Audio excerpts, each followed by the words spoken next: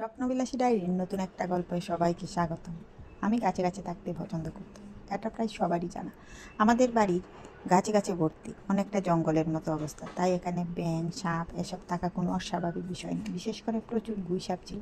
গুইসাপকে আমরা ভয় পেতাম না, সারাদিন ঘোরাঘুরি করতো বাড়ির আশেপাশে, আমাদের দেখলেই পালিয়ে যেত।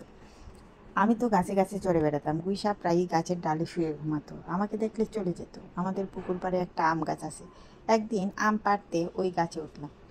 আমার ছোট আপা গাছের নিচে, গাছে উঠে দেখি অনেক বড় একটা গুইসাপ শুয়ে আছে। আমি অন্য পাশের ডাল থেকে শব্দ করে ওকে একটু ভয় দেখাচ্ছি যেন চলে যায়, কিন্তু সেদিন বৈশাপটা যাচ্ছে না, ভয়ঙ্করভাবে আমার দিকে তাকিয়ে আছে। আমার একটু ভয় লাগছে। ছোট আপাকে বললাম, গুইসাপ আমাকে দেখে। ও দুষ্টামি করে বলল, তোকে কামড় দিবে। তাতে আমি আরও ভয় পেয়ে গেলাম।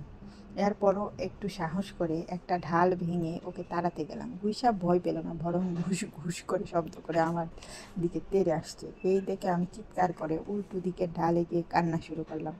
আমার কান্না শুনে আম্মা বাড়ি থেকে দৌড়ে এলো। তারপর আম্মা বলতেছে, কিছু করবে না, নেমে আয়, হাত ছাড়িস না। আম্মা ভয় পাচ্ছে আমি ভয় পেয়ে আবার গাছ থেকে পড়ে যাব, অনেক উপরে আসি, পড়ে গেলে তো হাত পা ভেঙে যাবে।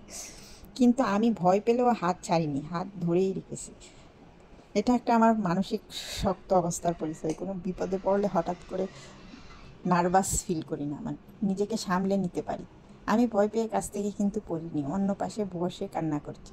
পরে আম্মা লম্বা বাঁশের কুটা দিয়ে গুইসাপটাকে পুকুরে ফেলে দেওয়ার পর আমি নেমে আসছি। আম্মা সেদিন ছোটাপাকে অনেক বকেছে আমাকে ভয় দেখানোর জন্য। ছোটাপা বলতেছিল আমি বুঝতে পারিনি যে ও এতটা ভয় পেয়ে যাবে। তারপর আর কি করা, ছোটাপা নিজেও তো কষ্ট পাচ্ছে কারণ আমি ভয় পেয়ে গেছিলাম। আজকের মতো এখানেই শেষ করলাম, ভালো লাগলে পাশে থেকো। আল্লাহ হাফেজ।